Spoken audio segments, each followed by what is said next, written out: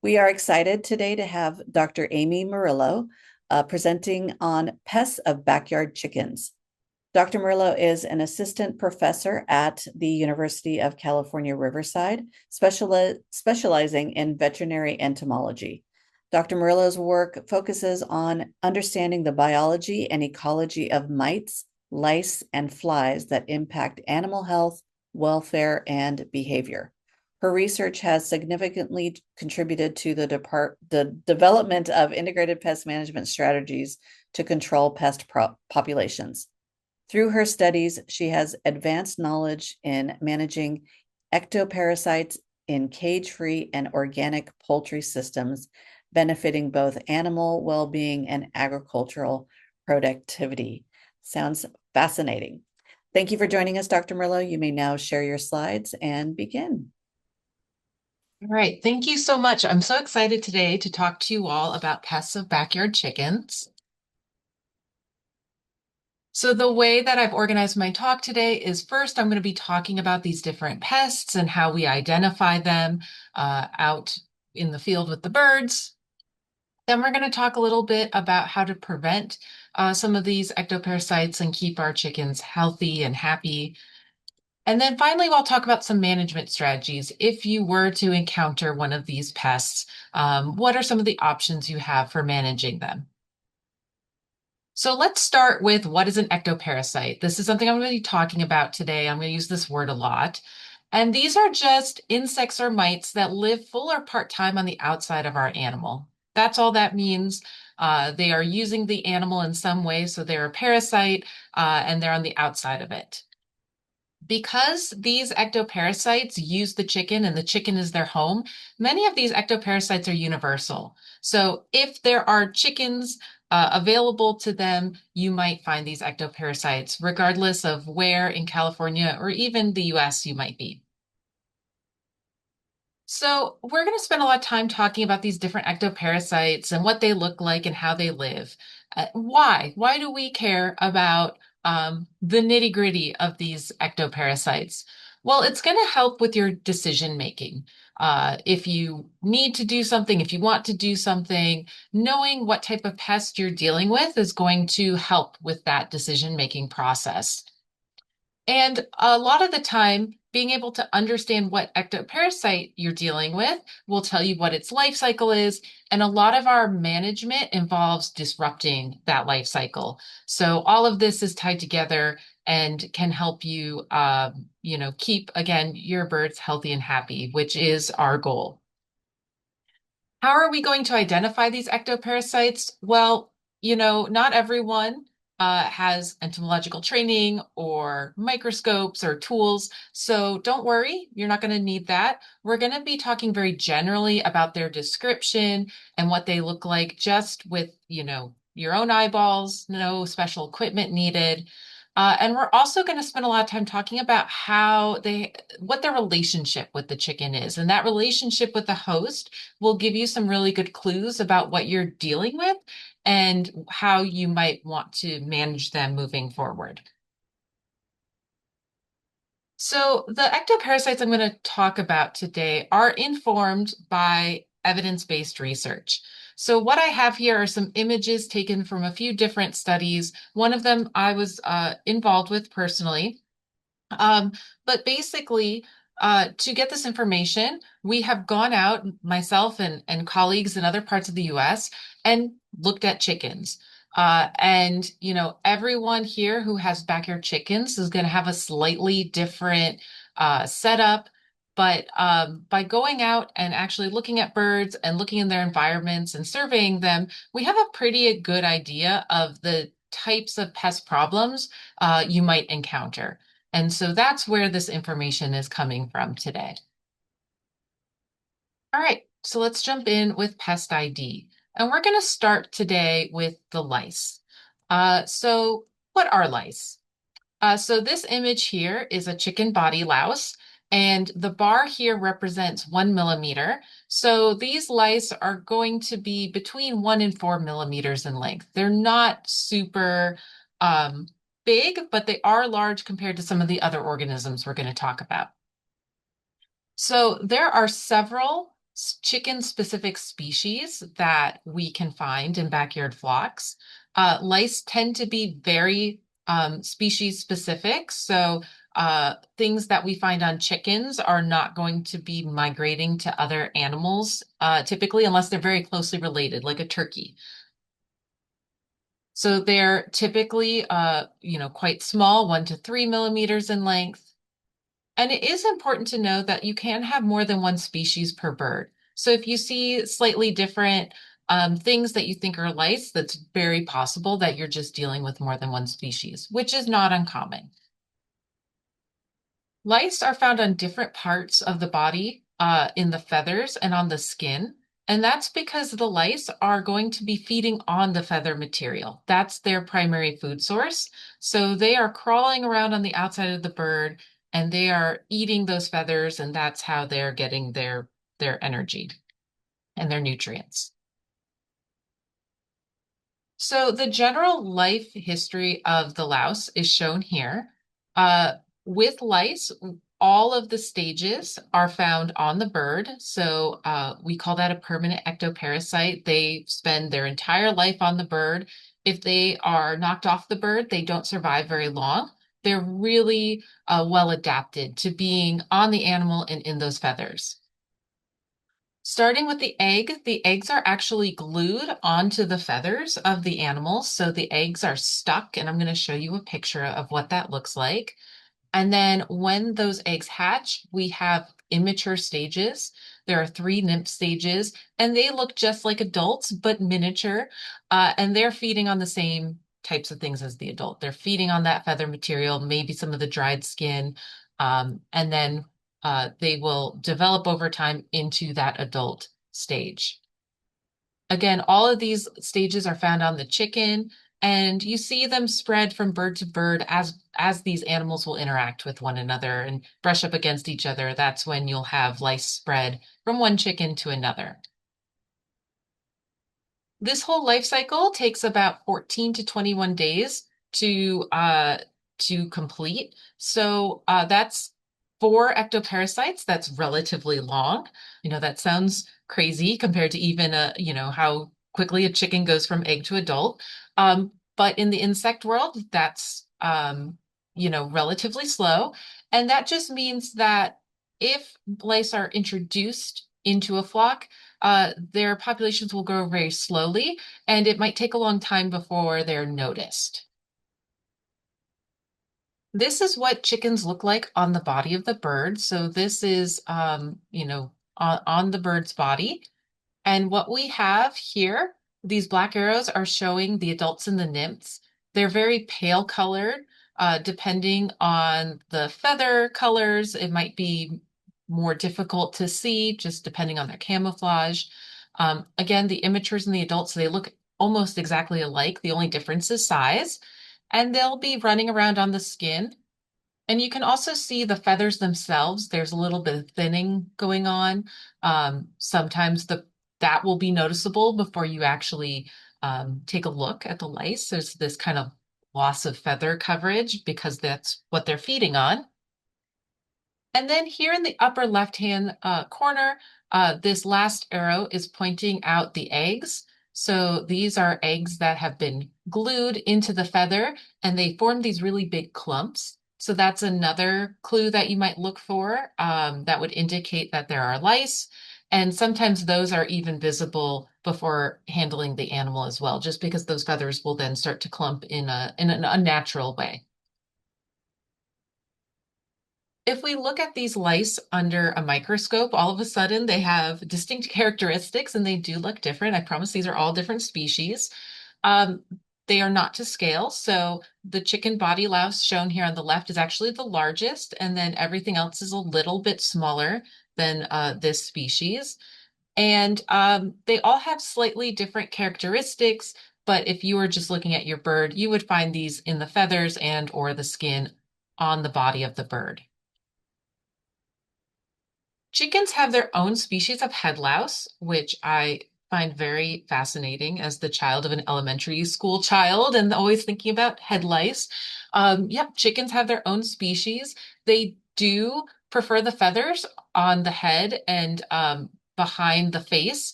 And that's what this image is showing. That's just eggs and lice there in the feathers. And then these lice tend to be a little bit darker colored, their body, and I'm showing it here, what they look like under the microscope. And here's the arrows are pointing out these lice and the eggs on these shorter feathers. And then finally, there is a species of louse that prefers the primary wing feathers. They align themselves with the direction, the way the feathers grow. And so they're long and skinny, and they seem to be less common, and they're just found here, and they prefer the wings. Next, I'm going to be talking about mites. Mites are some of the most common ectoparasites, second to lice. So that's why I like to talk about them next. Mites are going to be significantly smaller than our lice. Again, this bar here is representing 1 millimeter. So they're going to be a, a third or more smaller than the lice.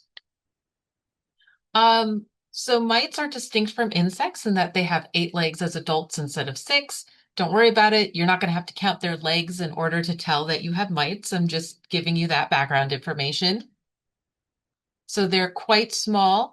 The adults are a fraction of a millimeter in length. So this is an adult mite here. And one of the other species is a little bit larger, 1.5 millimeters. So these are definitely going to be some of the smaller things, but you can still see them without the aid of a microscope. They are visible. Mites are one of those pests that seem to appear all of a sudden. Your birds look fine one day, the next day you're seeing all these little things crawling on it, and that's because of their life cycle, which I'm going to show you next. So the general mite life cycle, the eggs hatch into immatures. Those immatures will take a blood meal and then develop into adults. And then the adults will also take blood meals from the bird. That's what the host is providing for them is this blood. And this can happen very quickly. So for mites, they can complete this life cycle in as few as 5 days, up to 12 days. So when we compare that to lice, which was 14 to 21, they can go through this very quickly. They lay lots of eggs, and that's why we often they appear out of nowhere. And it's just because they reproduce so quickly. Now, this is a general mite life cycle, and I'm going to show you a couple of specific species. But in general, these life stages can occur on the chicken or off the chicken. And so that's going to be an important clue for what you're dealing with is where you are seeing these mites. All right, so we're going to start with the northern fowl mite. The northern fowl mite is the most common mite we find on chickens in general in North America. And the northern fowl mite is easy to distinguish because these mites live on the chicken full time. They prefer the vent region of the bird. So those are the fluffy butt feathers of your chickens. If you have some breeds like silkies where they're fluffy all over, I have noticed that these mites then take advantage of that and they can be found all over. So it's those fluffy feathers that they really like. And they will lay their eggs in the feathers. They'll spend a lot of time in the feathers, and then they will travel down to the skin surface to blood feed. And that's what I'm showing here on the left-hand side is an adult blood-fed mite, which is why she's so red. Those are the blood cells we're seeing inside of her. This video is showing mites crawling on my hands. So this is giving you an idea of the size of these mites. And also, I just want to point out the sheer number of them. So this is not uncommon for mites to just explode and have thousands of mites on a bird. What is good news is they are avian specific. They only feed on bird blood. So even though I have had these mites crawling all over me, I don't have to worry about them blood feeding on me. Just take a shower after handling really mite infested birds. I should have had a warning since it is the lunch hour. Hopefully, no one was eating while they saw all those mites crawling on off the chicken. Another species I want you all to be aware of is the poultry red mite. It's also sometimes known as the chicken mite. This mite is very similar to the northern fowl mite. It's slightly larger as an adult. And the main difference is that instead of living on the bird all the time, they actually live in the environment. And so they're trying to find hiding spots in the poultry house, in the nest box, and they wait until the birds are sleeping and they travel at night to those birds to get a blood meal.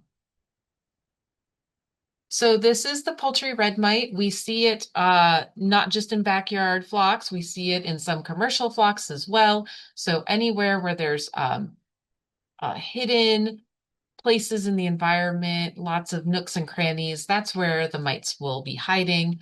AstroTurf pads, sometimes they'll hide underneath that in the nest boxes. And I do have a video of a heavy infestation I'm going to show here on the left. And it's just to show the sheer number of mites that can accumulate in an area. And all of these little red spots are blood-fed mites. This, I wouldn't say is common. It's just something that can happen. They can reach very, very high numbers, again, very quickly because of their short lifespan. All right, so the last mite I'm going to talk about are scaly leg mites. Scaly leg mites live in the skin under the legs. They're still considered an ectoparasite, even though they're underneath that first dermal layer. Um, And they are related to the mites that cause mange in other animals. If you've ever had to deal with a mangy dog, they are also, mange is also caused by a mite species. This is the only thing I'm presenting today that is microscopic. So you cannot see these mites with the bare eye. Um, they are chicken specific and they are spread by bird to bird contact. They're so small that they don't survive in the environment, hardly at all. They really just have to be spread from bird to bird. And all of the life stages are found on the host. And this image, and I don't have the magnification for this either, is a mite, a scaly leg mite under a microscope. They're kind of cute because they are so round. I realize that not everyone will feel the same way about that. So, oh, I mentioned they're spread by direct contact. So how do you know if you have scaly leg mites if you can't see them and they're microscopic and they're being spread bird to bird? Well, you can look for signs. When birds are infested with scaly leg mite, the scales will become crusted. They'll often start to lift up.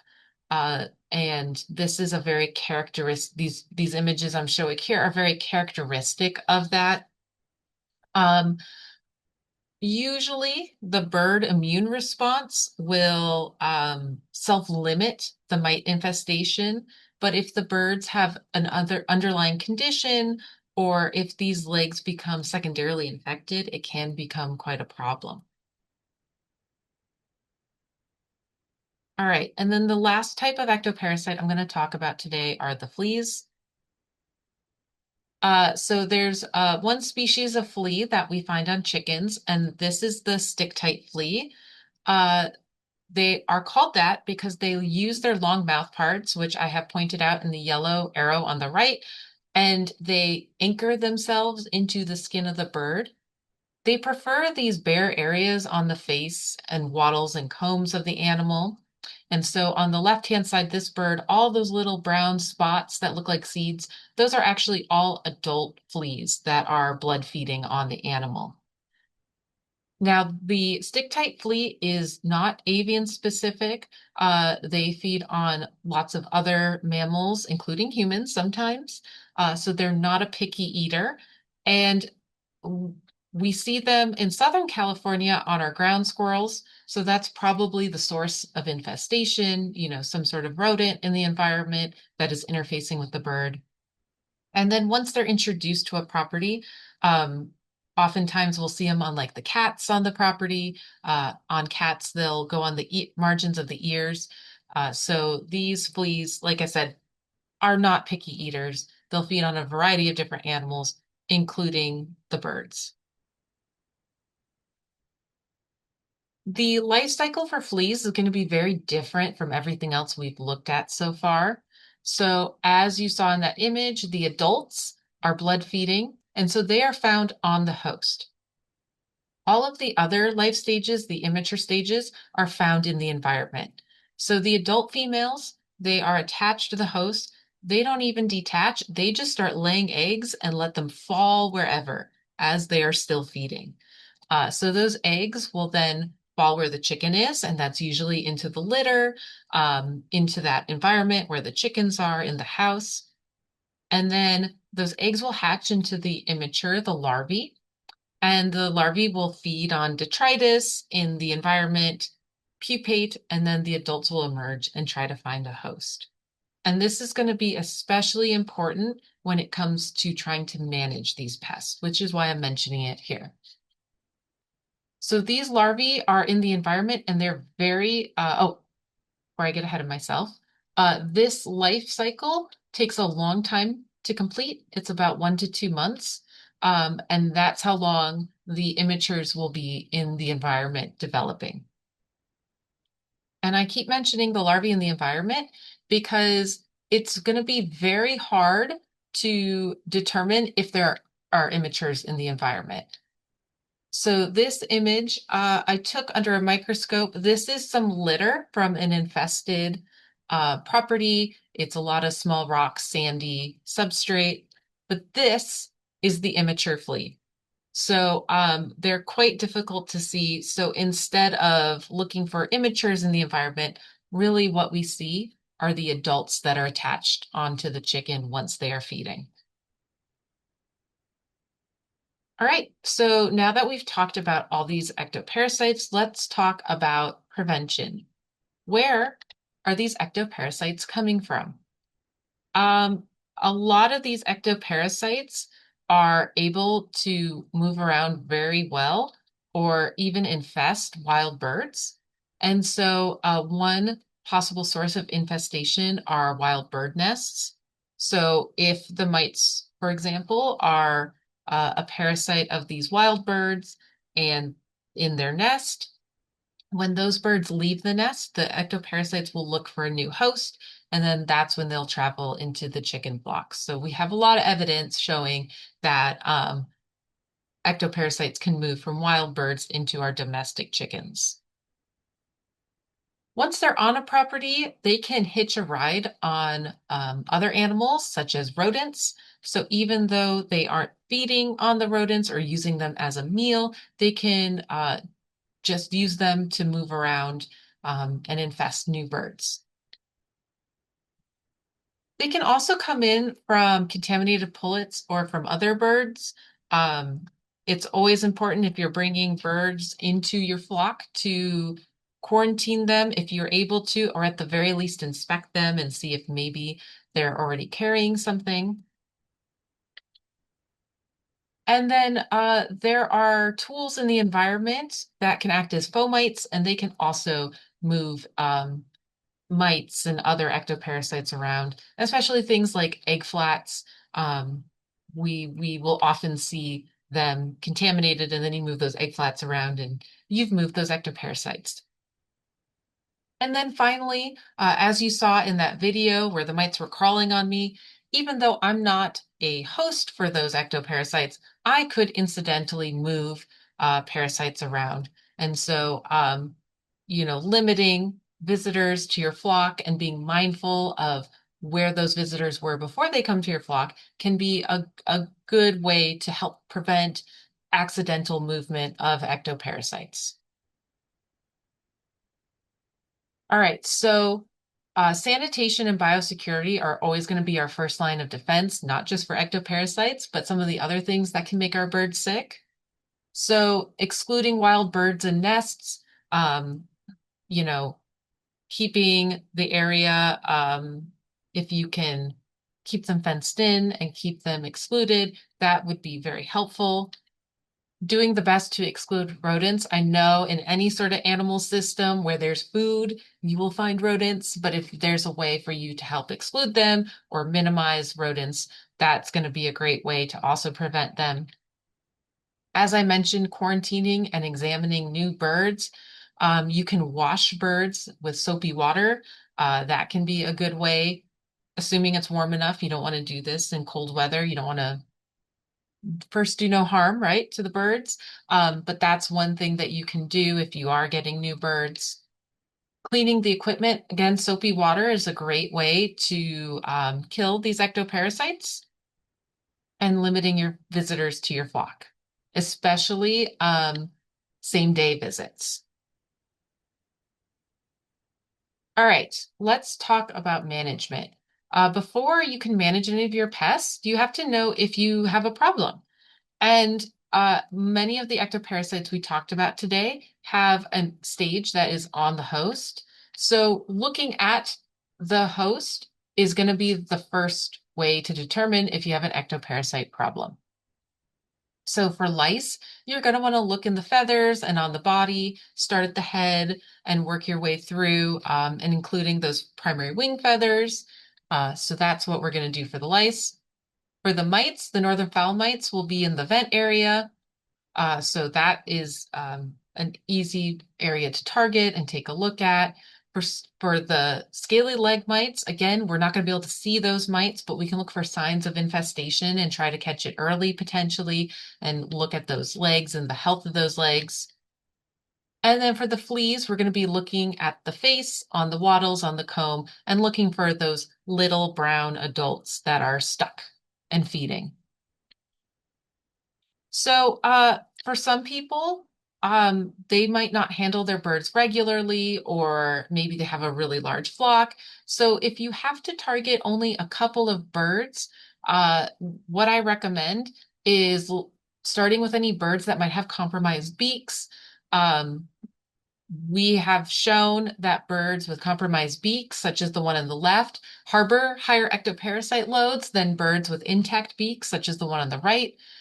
While these are commercial birds that have been beak trimmed, and we don't typically see that in backyard flocks, even just naturally, birds will have variation. Sometimes they'll have chips in their beaks or they'll have overlapping beaks, and that could be a bird that you might want to look at first. So that's one thing to target. The other thing is males. Male chickens, our roosters, tend to harbor more ectoparasites. They're larger. I personally don't enjoy handling roosters, so it might depend on your flock and if your rooster will tolerate you. But again, if you are just trying to minimize the number of birds you're handling and target a couple in your flock to see if you have any issues, that's where I would target first. You're also going to want to monitor the environment for things like this poultry red mite. This could be, a semi-regular check of the nest boxes. They are active at night. You don't necessarily have to go out at night. You can just go out during the day with a flashlight and start looking around and seeing if anything is in the nest boxes. And that's one way you can monitor for them. Another way that you can monitor for them is to actually put out traps. These are not fancy. You don't have to buy anything new. You can use corrugated cardboard, such as shown here on the right-hand side. And I just had these zip tied to the perch, but even easier than that is you can put them underneath the AstroTurf in your nest boxes.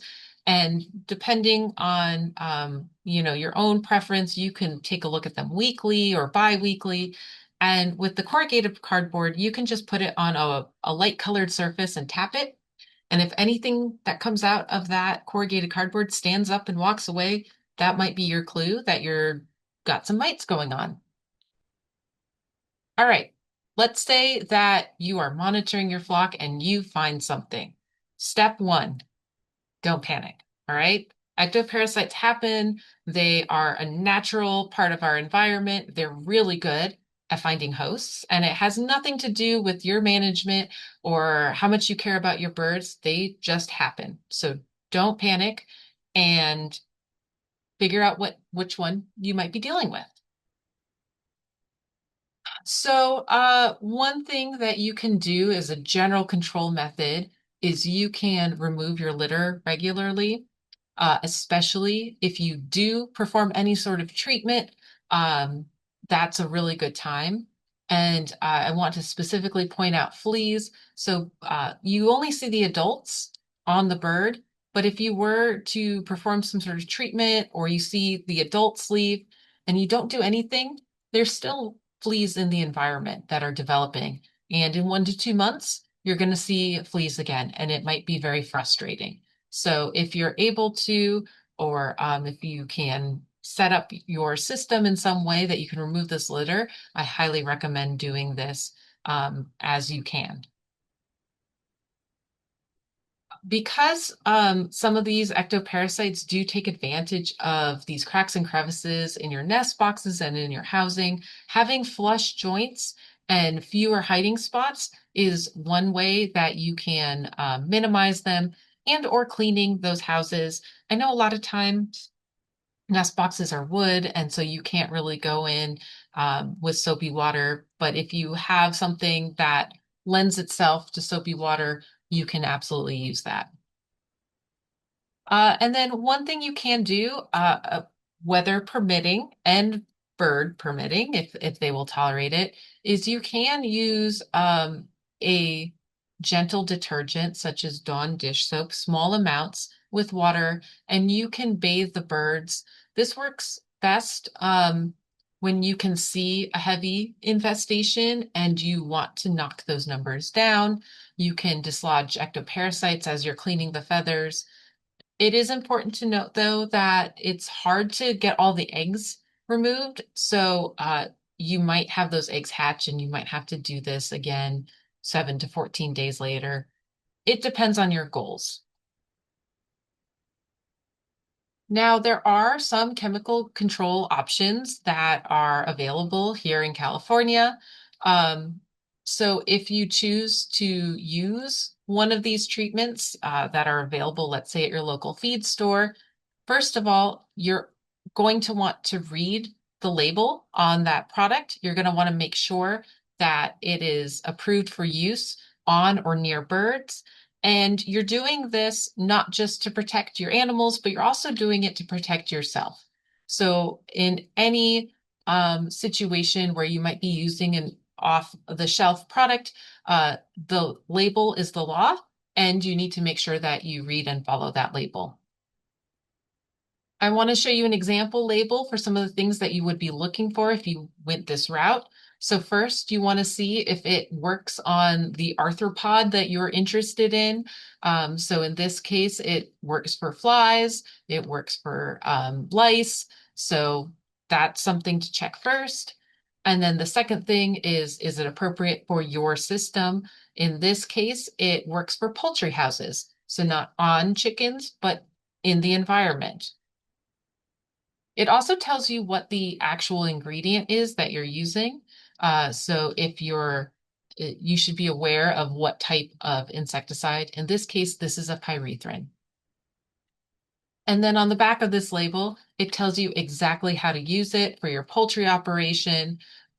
It tells you that it should only be used in an empty poultry house, so none of the birds should be around, and then good ventilation. So this is just an example of how you would read a label and then follow it if you were to treat one of the insect problems. There are some new materials available.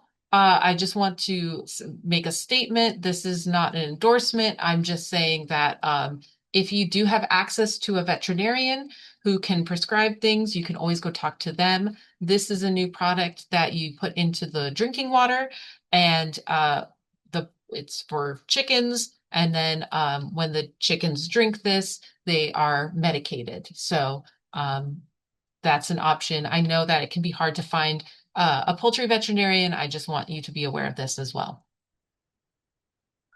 One thing that is super important, I said follow that label. That's very important. And do not use products that are off label. So don't use a product for one animal that's intended for one animal on your chickens.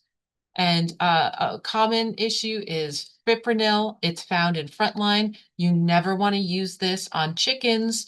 Um, and that's because the way that it incorporates in the birds and gets into the fat, it can actually get into the eggs and it can make people really sick. And we've seen this is one example from overseas where eggs had to be recalled because this compound got into the chickens. They used it for some sort of mite problem. So um, just a warning, don't go rogue. Be cautious of if you go the chemical route, how you use it and what you choose to use. I do want to talk about some non-chemical control options. So something that we have tested here at UC Riverside is the use of food-grade diatomaceous earth. This is something that is OMRI approved, which is one of the organic institutions. And this is what it looks like under the microscope. It's got all these sharp edges in the diatomaceous earth. And when those sharp edges come in contact with the insect or the mite, it will actually hurt their cuticle and it will cause them to dry out and die. So that's how this is working. It's very much like a physical reaction with the insect. And the way that we have tested it and that has worked for mites and lice is by letting the birds treat themselves. So, dust bathing is a natural behavior that birds perform. You may have seen it before. And we found that if we take advantage of that behavior and provide them with a box, so this is a concrete mixing bin. These are available at a home improvement store under $20. They're plastic, which means that they can be cleaned easily because the birds will poop in this, of course. Um, we filled these with washed play sand and food grade diatomaceous earth, and the birds will perform this behavior, and you'll notice they're really getting the material into their feathers. And that's how they're treating the ectoparasites. So again, we use a container. We're using this plastic mixing bin, but you could use a plastic pool. We used this washed play sand. And then we added about 6 cups of the food grade diatomaceous earth to the sand. And we made sure we wore a dust mask and did this in a well ventilated area when we first add it. But once we mix it in with the sand and leave it, it's not very dusty. And you can see all the birds here are just waiting. They're lined up to use the dust box. So that was something that, again, we have used. If you already have birds dust bathing and they have a favorite spot, you can try putting the bin where that spot is. Maybe it's very sunny and that's why they like to go to that area. And then it's socially facilitated. So if one bird starts to use it, other birds will join them. Some other non-chemical control options, Vaseline and mineral oil can be put in small quantities on the legs of the animals if they're experiencing scaly leg um, symptoms. And then you can spot treat some of these fleas as well using these methods. And basically, these materials will block the spiracles that the insects use to breathe and it will suffocate them. Finally, I want to provide some resources. I realize that this is a lot of information. So there is a website that we use that is populated by veterinary entomologists all over the country. It is veterinaryentomology.org. And on this website, you can find a pest and you can read up more about different potential problems. I didn't talk at all about flies or mosquitoes or other flying things. So there's information on all those pests here. And there's also a database. If you are interested in using pesticides, it allows you to look up by your state what types of materials are approved for use. And California tends to be the most strict when it comes to pesticides. So we have the fewest available options, but those are included here. In general, when you're looking for pest management resources, especially with animals and chickens, there's lots of information online, but you should be generally cautious about what you choose to use. I recommend using reputable websites, things that come from government or education resources. Look for university extension resources. It doesn't necessarily have to be California because a lot of these ectoparasites, as I mentioned, they're universal problems. So you might find tips or hints from other states as well. Another tool you can use is scientific names. I didn't talk about those today, but when I provide information after the webinar, I will include the scientific names so that you can use them when searching. That can be a good way to filter reputable sources. And then something that I've noticed recently, you should be critical of some of the AI generated results. Many times the tools are pulling things out of context. And so you might be missing an important part of the information if you just read the AI summaries. So some of the better tools will offer the source if they're AI generated, and then you can go back to that source and read it all in context and get the full picture. Finally, as I mentioned, don't panic. Don't burn down your poultry house. Everything's going to be fine. Don't go to drastic measures. Uh, you can figure out safe ways to keep your birds happy and healthy. And with that, with our final 10 minutes, I'd be happy to take any questions that you all have.